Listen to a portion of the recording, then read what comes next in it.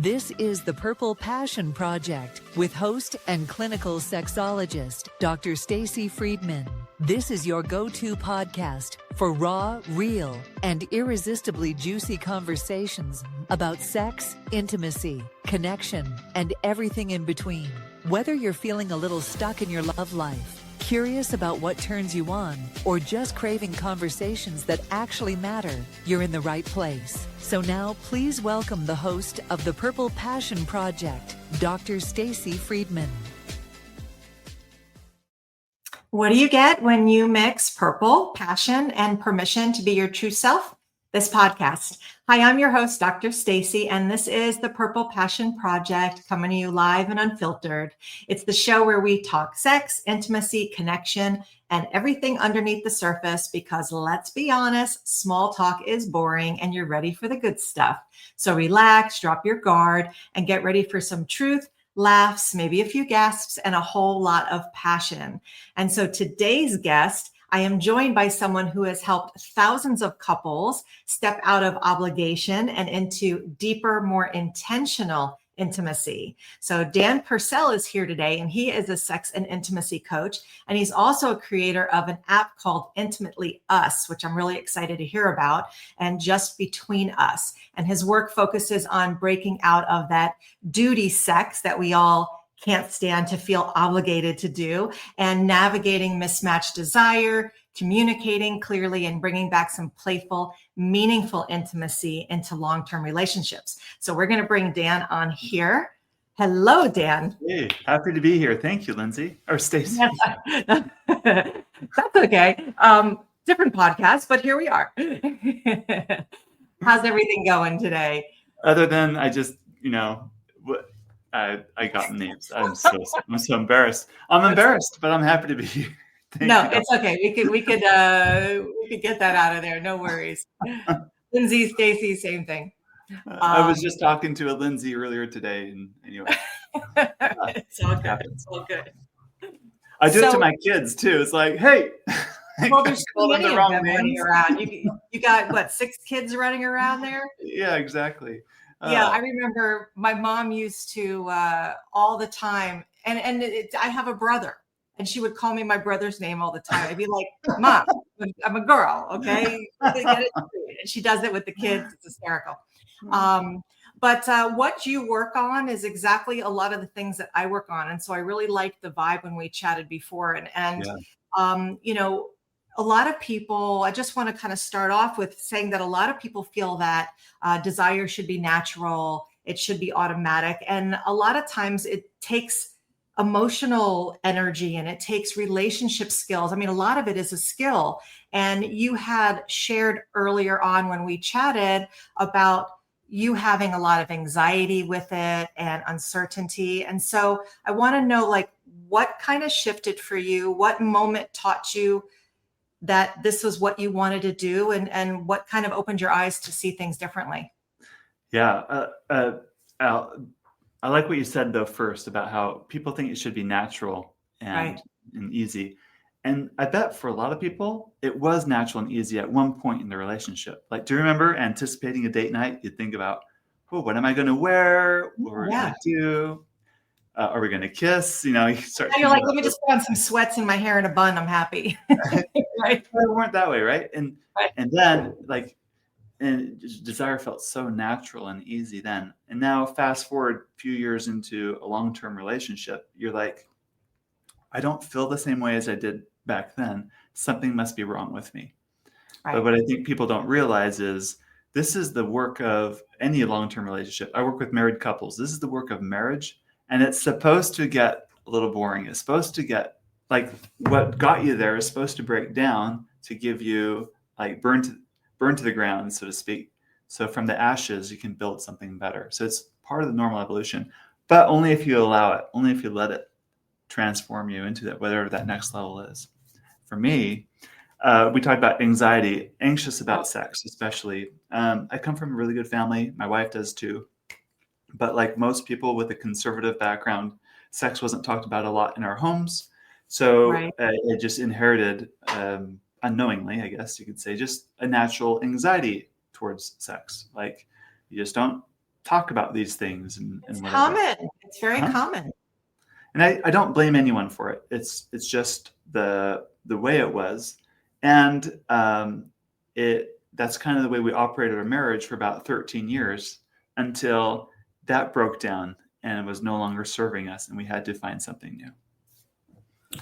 And then here you are wanting to help others and started Yeah, a career helping others. right. And that's really, really important to do because a lot of people struggle with it. I know whether it's religious values, cultural values, whatever it is how you were brought up. Like you said, it's not really anyone's fault. It's just, this is what you learned. Mhm. And how do we change that? How do we understand that we can learn the skills? Yeah. I mean, it's important. Right. Lately, I've been studying just development. There's a lot of developmental theorists out there. Some of them have like 8 stages of development or 3 stages of development. And like, there's a lot of overlap with a lot of their theories. But one idea, what I like about developmental theory with psychology is there are distinct phases that we grow in where one phase no longer works anymore. Like, think about a child. Like, I have some young children, and when you're about 6 or 7, you start being able to handle more complexity and start to understand logic and putting things back in order. So that's like, oh wait, Santa Claus doesn't really like fit into the old model anymore. Like, and it's just because your brain is more capable. So you begin to be able to understand things at a different level when you're about 8 years old and so on, right? Cognitively, there's like a real shift there. That's what I'm talking about. But I'm talking about on a sexual and I guess a spiritual level too, is we do go through, even as adults, stages of development and in our sexual journey and in our comfort and our understanding. And it's those that resist the transitions to the next stage, or they stay at a lower stage for far too long. Those are the ones I think they're living beneath their privileges because there's so much goodness on the other side. Right. And I like that you mentioned about the stages because really so many times people will come in and they'll say, I just, it wasn't like that when we first got together. Well, it's not supposed to be. You're Yes. supposed to have that first stage of lust and passion, and then it turns to a stage of more of the content love. And then you get into the long-term relationship. So each stage, and then you get into the menopause and the erectile issues, Another stage. Yeah. Right. So each stage, there is a new, I don't want to say challenge, but a new learning curve and a new relationship that evolves out of all these stages. And so it's really just about learning what stage you're in and how to navigate it, I guess. Yeah. Um, Go ahead. no, Most go of ahead. those I work with, and probably you too, Stacy, are those that are in the stage where sex has gotten kind of boring. It's kind of routine. Or it's not as frequent as they would like, or frequency might be fine, but it really lacks the passion they're hoping to have. And they know what's not working because they're living it, but they don't know what is working. And it's a struggle for them to get there. And oftentimes people try to fix the problem at the level they're at with the tools they have at that level. Einstein said it this way: you can't fix a problem at the level of thinking that was used to create the problem. You have to elevate your thinking or like create a new model that makes the old model obsolete. So that's my work, and that's your work. We're helping people find a more real, a more honest, a more helpful model, but it's going to be different level of thinking. It's not linear. It's going to be a different stage of thinking than an experience than they currently have. Right. No, that definitely makes sense because, like you said, if you're living in that one space, that's all you're seeing. You need to be able to look outside of it. It's almost like looking outside of the box to be able to look in and see what you could do. And speaking of those changes and the boring and all that kind of stuff, a lot of people get into that, what we talked about, the obligatory or the duty sex and things like that. And that is one of the most common things that I know we work with. What is really going on behind that emotion of people just feeling like, oh God, I got to do this. What's going on? Yeah. So let's talk about it in two different angles. We'll say the higher desire spouse, that could be the husband or the wife, or the lower desire spouse. And in my marriage, I'm the higher desire. My wife is a lower desire. So we kind of fit the stereotypes. And if you take a broad swath of the population, generally speaking, men tend to have higher desire for sex because of testosterone. Thank you. That helps fuel a lot of the desire. And but that isn't to say you could be in a marriage where the woman has a higher desire for sex. Right. There's nothing abnormal about that. And usually in those marriages, it's she's probably more comfortable with sex than he is, or there's anyway, motives. There's like a million different motives why we have sex. Right. So the duty frame is probably the most pernicious one that I see, and we're talking about motives to have sex. Why should we be having sex? And it's if I don't give it to him, he's going to get cranky. Mm-hmm.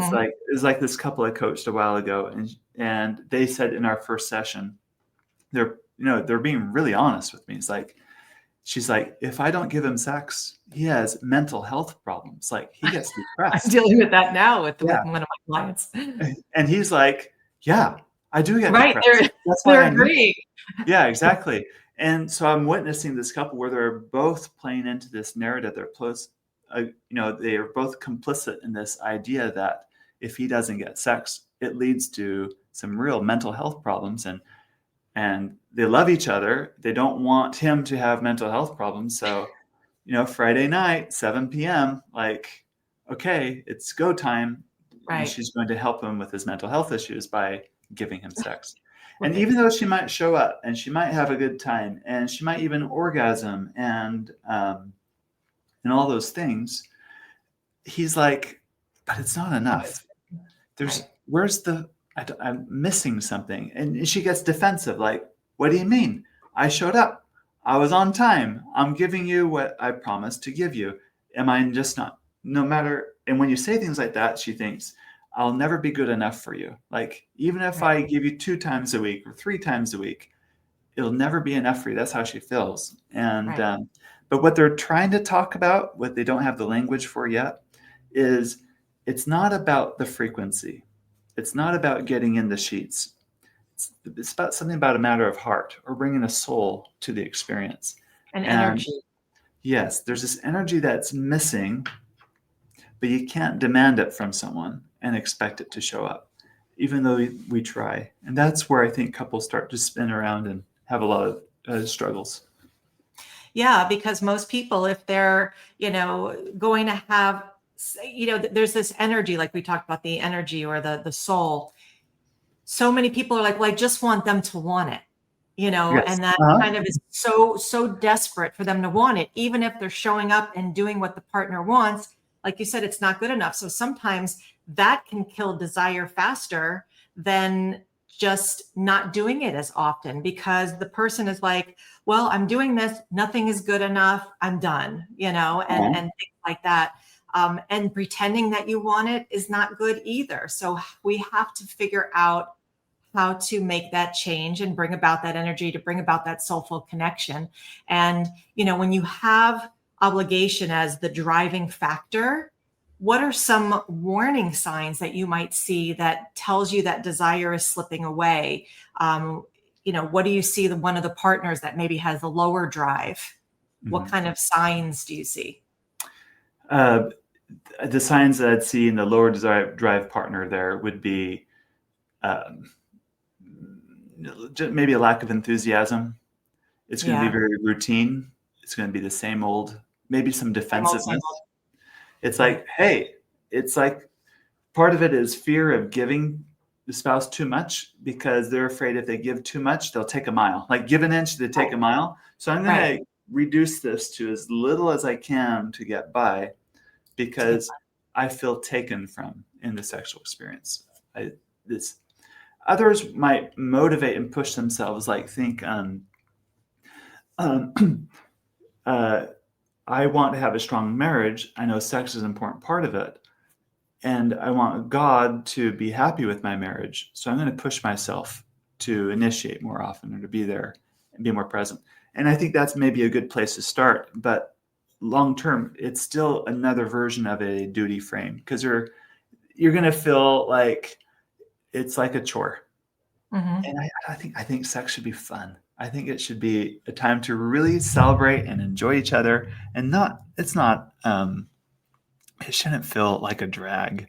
It should be something that puts a smile on your face and something like you really want to do, because it's going to be fun, something you want to be there. It's going to replenish you, or whatever this. And that's what I say for a lot of the women. I say women more so than the men, because like you said, generalizing, the women are usually the more lower drive. But a lot of times they're not wanting to have sex because they're either having bad sex, they're not having fun with it, and they're not looking at it as pleasurable.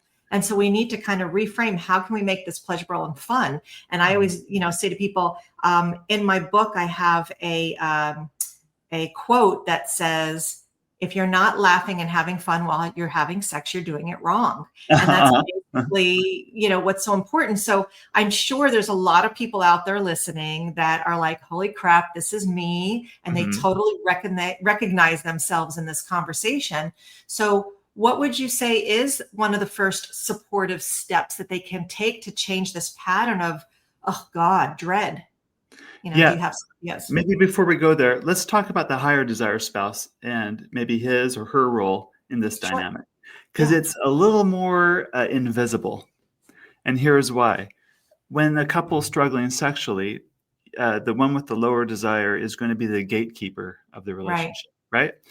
And usually the one with lower desire is going to feel more outwardly anxious about sexual things, maybe a little less comfort with his or her body or with the idea of sex. So it's very easy for the couple to make her the identified patient, or that lower desire spouse is the new identified patient. You're the one having the problems. You're the problem. And they'll both agree on that, but completely bypass how the higher desire spouse is interfering with the whole process also. Right. So, yes, it'd be great if both people had a higher sex drive. And I think traditional sex therapy would look at that situation and then also agree, the lower desire spouse is an identified patient here, so let's work on that. But we have to look at a few things. First is Dr. David Schnarch, who brought this to my attention. He says, sometimes it's actually good judgment for the lower desire spouse to have low desire.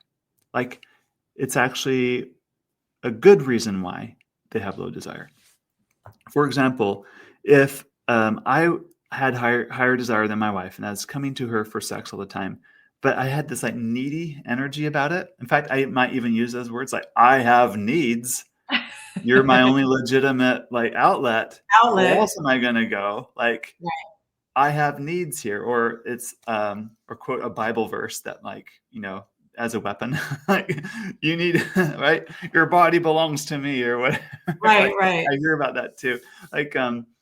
Or whatever. And in that frame, it's good judgment for her to say no. Who would ever enjoy giving into some needy energy? Your erotic self is going to rebel, right? Right. Yeah, it's not attractive. It's not attractive. So you can't isolate it as just, she's doing this out of obligation and duty, when he has a big role to play in, both people have, they're both doing this dance together. So he needs to realize what he's doing to interfere with things getting better, which is usually very difficult for them to see because they've never thought of themselves. It's always the spouse is identified. Right. It's always the lower desire spouse that has the problem. Yeah, exactly. And so I try to help them see they both have the problem. They both have a role to play in it. And if they're both going to take full responsibility for themselves and really work on the aspect of the relationship where they're interfering with better desire, that's when they choose to really take that on. That's when things start to shift pretty quickly. Yeah. And I know there's many times people will call me and they're like, yeah, my partner says that because I don't have drive, I need to get help. And I was like, well, does your partner want to be part of this? No, he doesn't feel like he has any issues. I'm just like, Yeah. that's the Exactly. first issue. The Right. first issue is he doesn't think he has any issues, you Yeah, know? he wants her to go get fixed. Right. We'll find someone that'll work with you. Yeah. Yeah, you're the one with the hormonal problems. It's not me, Yeah. But it's good to recognize that when you are in a relationship, even though you have someone with a lower desire, that doesn't mean that one person needs fixing. It means we need to figure out a mindset change or a compromise or something where both people can work together to make it happen. Yeah. Yeah. So on that note, we're just going to take a quick commercial break, and then we'll come back and talk some more. Be right back. If you enjoy these podcasts with Dr. Stacy, imagine the results you can get from a personal coaching session. As a clinical sexologist and certified sex coach with over 2 decades of experience, Dr. Stacy helps people just like you reignite passion, explore their desires, and break through blocks that may be holding you back, solo or with a partner. Whether you're struggling with communication, desire mismatch, performance anxiety, or simply want to feel more confident and connected in your sex life, Dr. Stacy is here to help. She offers a complimentary 15-minute consult so you can see if working together feels right. Visit drstacyfriedman.com to schedule your free call today, and let's take your passion to the next level. And we're back with Dan, and we're talking about just the duty sex and obligatory and all that kind of stuff. And when you have what we were talking about, the couple of people that have completely different drives, obviously, many, many times, the one person that has the higher drive is going to feel rejected because they don't feel wanted, they don't feel desired, they don't feel attractive. And so how can we get them to understand that it does take that shift, to be able to help that connection? Because otherwise they're feeling rejected. And then the person who's trying and is not really into it as much is feeling rejected because then they feel bad that they're not into it as much. So how do we turn that away? I think it begins by helping people be more honest. And this is what I mean by that. There's a lot in marriage where we're trying to manage another person's feelings. Mm-hmm. I don't want my wife to get upset, so I don't really reveal what I'm really thinking. Yeah, how I feel. Because if she really knew how I feel, it's risky. There's a risk that she won't like this at all, and I'll get nothing. Right. So a lot of the way marriages play out is it really is about there's so much focus on the other person, and you become less of a individual married to another individual where there's room for 2 people in the relationship, and more like an emotional blob. So one way that I heard about this that helped me understand this well is I was on an airplane ride home. I was so tired, and I sat next to a very chatty woman who has a PhD in biology. She's a university professor, and I kind of explained a little bit about what I do for work, and she was pretty interested, but also really interested in telling me about biology and how cool biology is. Right. So we're talking about some things, and then I mentioned there's this term I use or heard of that I use in my work called differentiation, but help me understand what it means from a biological standpoint. And it was so fascinating. Now I was awake. Now we're going to talk about something fascinating. So she says, think about a fertilized egg in a womb. Like the fetus is about to form. You had that zygote. It's going about to start multiplying, and as those cells multiply, at first they're undifferentiated cells. All cells are the same. Right. But as it progresses, you have some cells that turn into a nose, some that turn into ears, some that turn into legs, feet, eyes, heart, lungs, right? Our body. So specialization in that, yet it still belongs to a whole system. So that's what biological differentiation is. I thought that was so cool. So a good marriage is about me being the best version of me and my wife, Emily, being the best version of her, but we're still in the same system. It's like nose, I want you to be the very best nose you can be. You don't have to be an ear, right? Right. Right. Just And focus on being that nostril. yeah, right. And left pinky toe, you be a left pinky toe. You don't have to be, right. You don't go, oh, I wish I was a spleen. Right. There's really no unnecessary parts. Well, maybe the appendix, but you get the idea. Like the whole system is needed as the whole.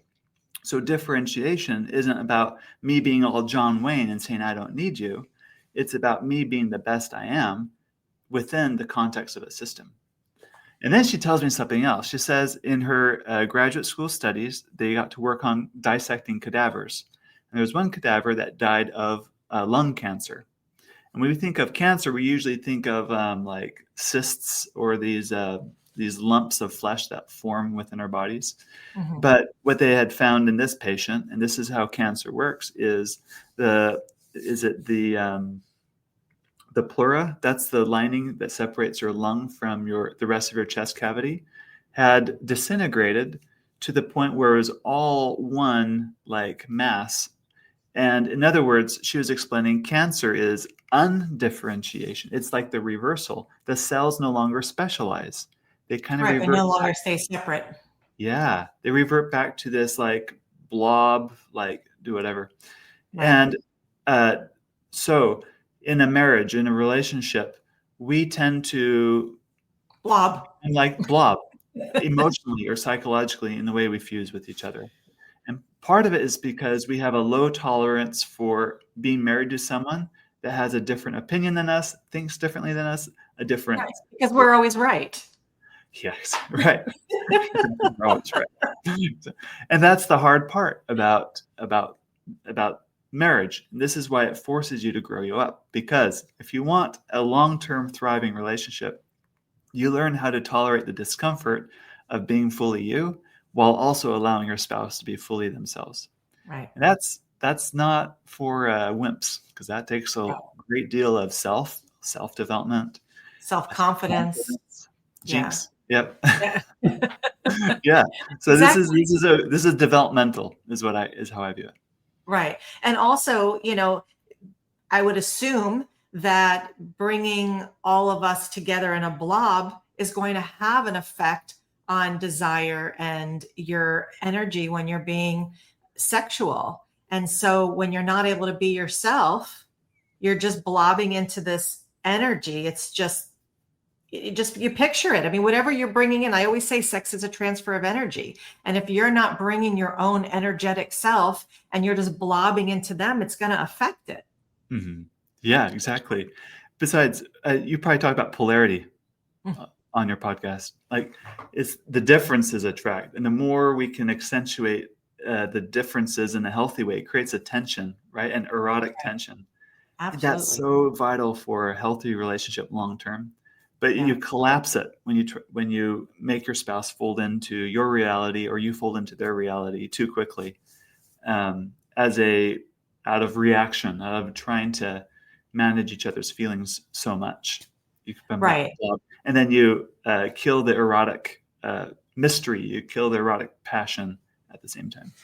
Right. And then when you're able to finally show up as your authentic self in your intimate life, and you're not focusing on just, I have to please my partner. I mean, there's so many women that come to me and they're like, I fake orgasms. And I'm like, why?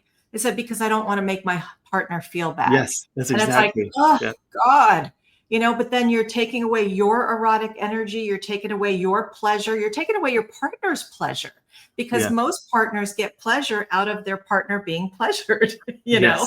Uh-huh. So it totally messes up the whole system. Mm-hmm. Yeah, it messes it all up.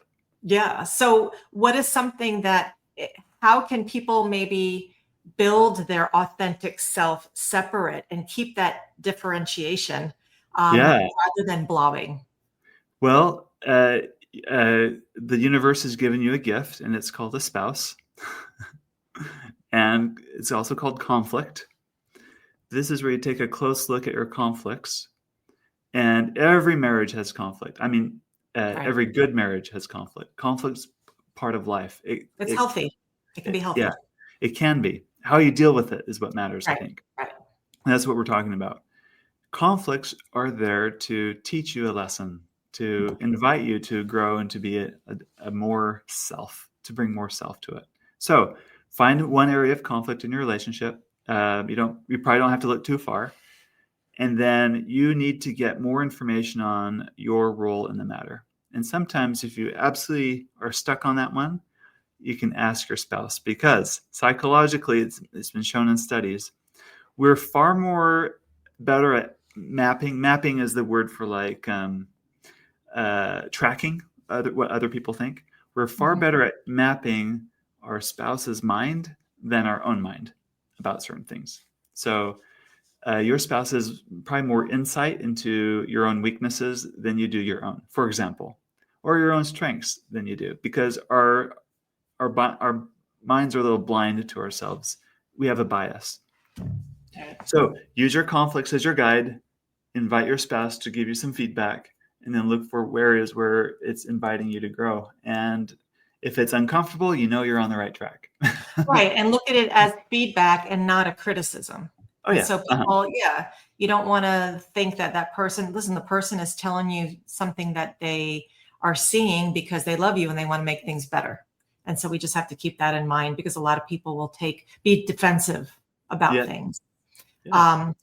So I do want to say, because we were talking about the differences in the drives, and I want to be able to see I want to talk about bringing the fun into the relationship.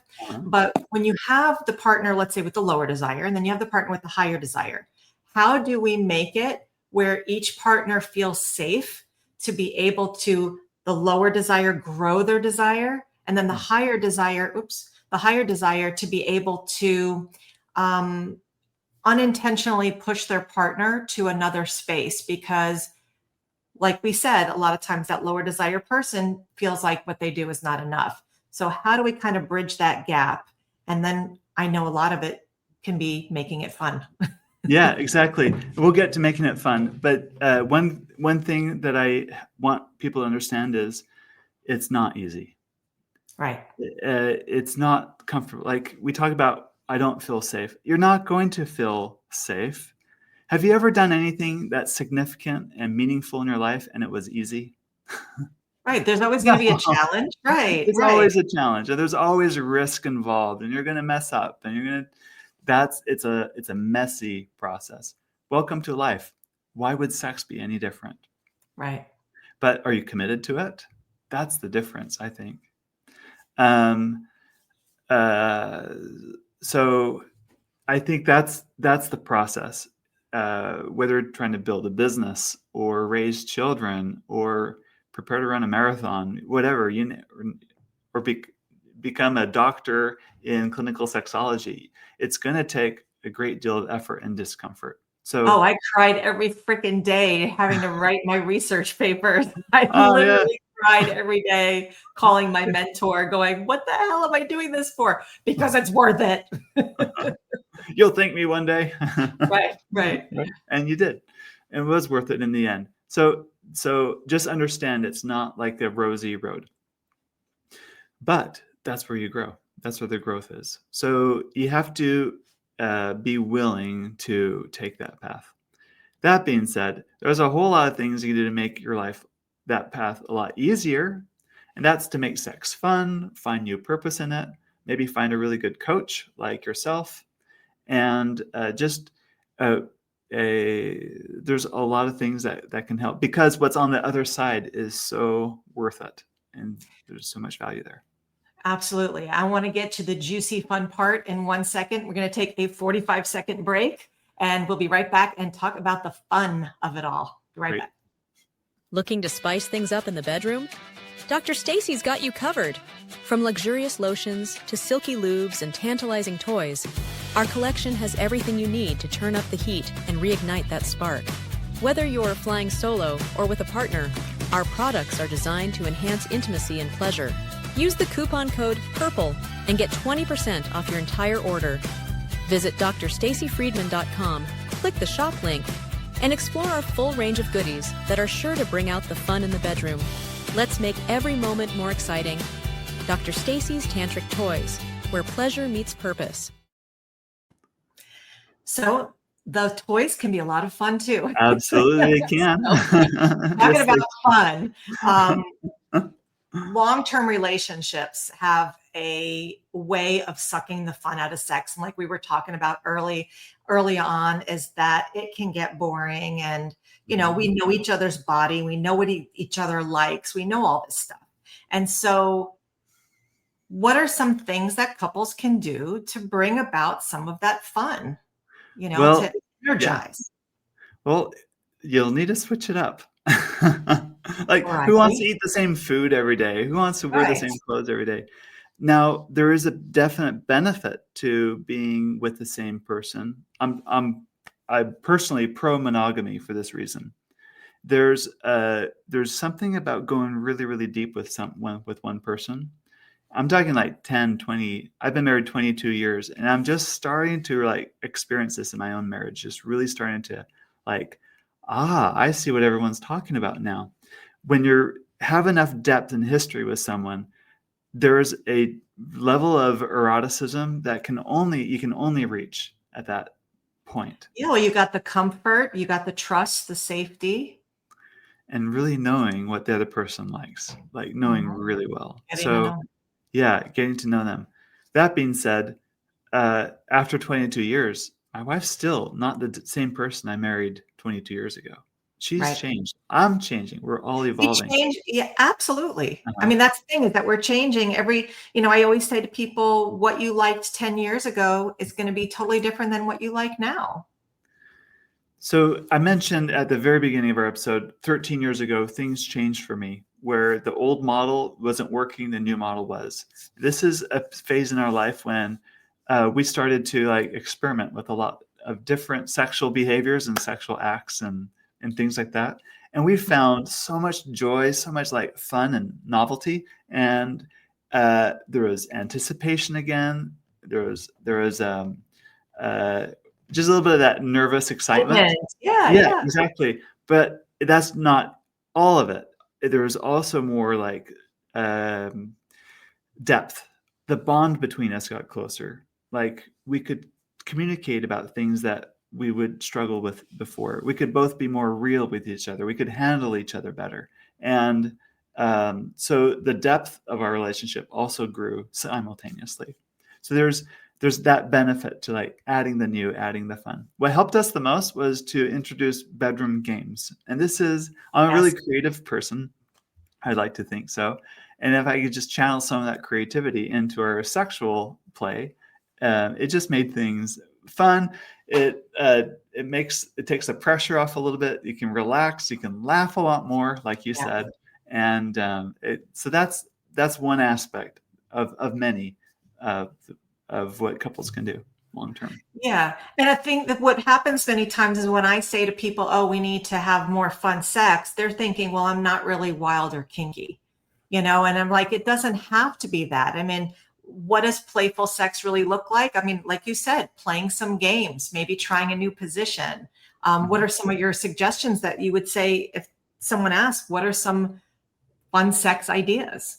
Yeah, first is know yourself. Research shows that generally speaking, we have a blend, but a person gravitates to one of three styles or approaches to what they find erotically interesting. The first is the physical, the second is the relational, and third is the psychological. So when we talk about the physical, what gets them really excited is the idea of it's the sensation. They love the feel of it. They love the sensation, the pleasure of orgasm. It's the physical touch. It's the caress on the back. It's the kissing. It's like those kinds of things. It's the breasts being caressed. Those are the things that really get their erotic interest. Right. So they orient in sex to a way of what's going to be physically pleasurable for me. The second group is relational. This is like, I feel seen. I feel cared for. I feel invested in. I really like this person and they really like me. This is also, you're right. And you've also heard of couples that have like a fight and then they like make up and then they have like the most amazing sex after. Makeup sex. Yeah. But it's good sex because that's it's infusing the relationship. It's the relationship side that's improving. It's either relationally oriented for that one. Right. The third group is it's the fantasizing. It's the role playing. It's the dressing up. It's the dressing down. It's the scenarios, the positions, the locations. It's more of the eroticism aspect of it. It's all erotic, but this is that version of it, right? Right. It's this version. What the textbooks would say erotic, right? It's the let's see if you can pick me up at a restaurant or whatever, like whatever. It's that kind of. I'm sitting at a bar and I'm going to come behind you and be like, "Hey, sexy, what are you doing tonight?" Exactly, and pretending you're strangers, right? Like that's that third group, and there's and people have a blend of all three. So when you ask, so what do you recommend? So first, know your own type. Like if you're the type that really likes the physical, maybe a new sex toy might be really something that you'd like to try. And it's silky sheets. It could be temperature play. It could be or just something that's a little more slow. Yeah, exactly. There's or like the slow sex approach. Some people call it tantric. I call it slow sex because tantric can mean different things to different people. But it's about really slowing down and becoming really in tune with every sensation, like every square inch of your body and and what the energy is being created between the two of you. That's like an approach that you can find very erotically energizing and pretty. So there's possibilities are infinite. Right. And when you say that people need to know, and if people don't know, they just need to try all of them and see what works, because people don't take the time to really get to know themselves because they're always trying to people please. And that's where it's so important to say, who am I intimately and sexually? So that way, whatever I am with a partner, I know what I can be offering and what they can offer me. I like that. Yes. Yeah. And also, not besides just giving advice to people, you actually built an intimacy app. I did. Yeah. So I wanted to hear a little bit about that. So we're talking about bedroom games, and I wanted a game that we could play in the bedroom that's like foreplay games that get us in the mood. We can customize to our comfort levels of what we want. Like we have some no's, but we have some yeses. Like, can we mix it up? But also things that will kind of progress. And also in the middle of sex, or as we're getting it on, I don't want to think too much.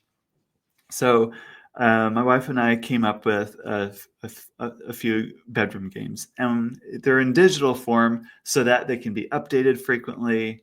They're easy to access, and you can take it with you on a date night. That's just one aspect of this overall app called Intimately Us, which is free to download, by the way. So you get these bedroom games for free. Some of the games are goofy also. Like one of the goofier ones is called Battle Strip. It's like the classic battleship game. Like I have my phone, my wife has her phone, we're synced. And on a grid, I've placed my items of clothing and she's placed her items of clothing. And the game is, can we sync each other? Like guess where the clothes are in the sync. This is a stripping game. Right. The other the other main game is there's a timer you can adjust. It's like 2 minutes and it's a turn based. Like she might go first and then he might go first. And then it dings and then you switch back. But it gives you a prompt. It might be like, give him a back rub or like kiss passionately or whatever. And it just gets steamier and more. Most people don't finish the game. But I was gonna say most people are like, next, put the phones away.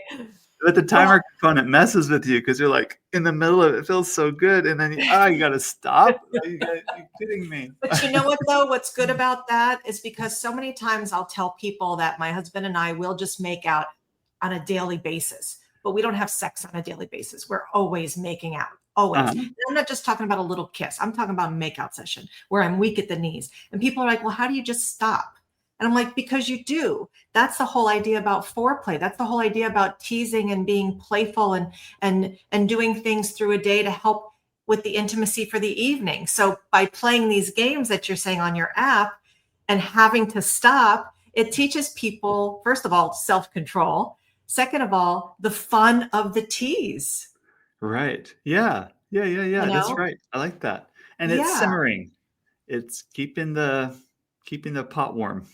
Yeah. And I mean, I have an ebook that I did that has to do with flirting, teasing, and dirty talk and things like that. And a lot of people, it is a skill to learn how to tease, how to do that. And so that's what the ebook is all about. And then the app can also help because you do have to stop and do something different when the timer goes off. So I love that. Yep, that's it. That's great. And, a lot of times, though, I do find that people are so serious about sex. And a lot of times when they actually have to do something, even if it's meant to be fun, they're feeling awkward or just kind of like, how do we connect? And if I'm feeling awkward towards my partner, I have to play this game with them that's intimate. So how can we get them to start? Is there different things that they can do that are beginner level? Yeah, the app has a section of conversation starters. And these are great. They're across all different kinds of categories. We have family, just for fun, finances, like intimacy, of course, and other categories.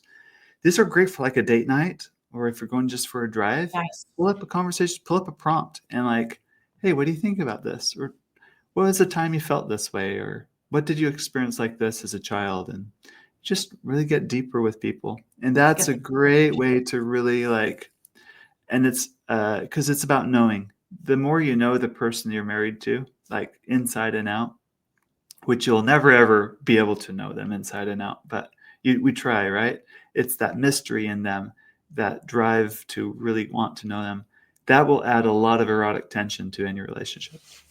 Right.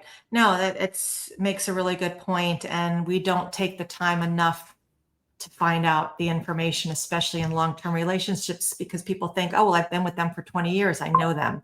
You don't always know them. Right. There's always something that you can learn about a person. And when you come from the position of curiosity and not judgment and just wanting to I wonder what they're like. I wonder what they need. I wonder what they came from, all these kind of questions. I like that you have that space there to be able to do all that. And so that being said, what kind of, if you had an advice for couples that maybe wanted to try something this week from after listening to us and being like, oh God, these sounds like good ideas. Do you have some type of something to do that can make sex feel lighter and more connected and fun? Yeah, download the Intimately Us app. There you go. Once you open it, you're going to find like a huge menu of things. We only talked about a few of the things, but we have the bedroom games. There's also sections in the app that are detailed but tastefully written how-to for a lot of things. There's also a section with hundreds of creative ideas to spice things up or do things differently. One that I read recently that sounded a lot of fun is after going for a drive, the hood of the car is going to be warm. You park in the garage and sit on the hood of the car and make out there, just things like that. Bring the warmth in the places that need the warmth. Exactly. Right. Exactly. It may not work if your garage is super cold, but you get the idea. And it's just like sitting on the dryer when it's on the dryer. That's part of it too, right? It's the vibration from that that's gonna add some fun. Right. So it's different, right? And this app is chock full of those kinds of things. So awesome. Never a dull moment once you have that app in your pocket. Yeah, no, that sounds great. And you called it's called Intimately Us. Intimately Us. Okay. And I'll have that also in our show notes as well. We're going to take one more quick commercial break and then we'll close up with another little tip here, question, and we'll be back in just a minute. Are you looking to boost your energy, circulation, and intimacy? Flow Nitric Oxide Booster can help. As we age, nitric oxide levels decline, affecting circulation, energy, and intimacy. Flow restores these levels, promoting better blood flow to your brain, heart, and genitals. More blood flow means more pleasure for men and women. Unlike many supplements, Flow is made in the USA, ensuring high-quality ingredients free from harmful pesticides. Just take 2 small capsules daily for optimal results, especially in the bedroom. Get started with a free bottle for the month. Just cover shipping and enjoy 25% off when you subscribe. Experience the difference that natural ingredients can make. Your satisfaction is guaranteed, so try Flow today.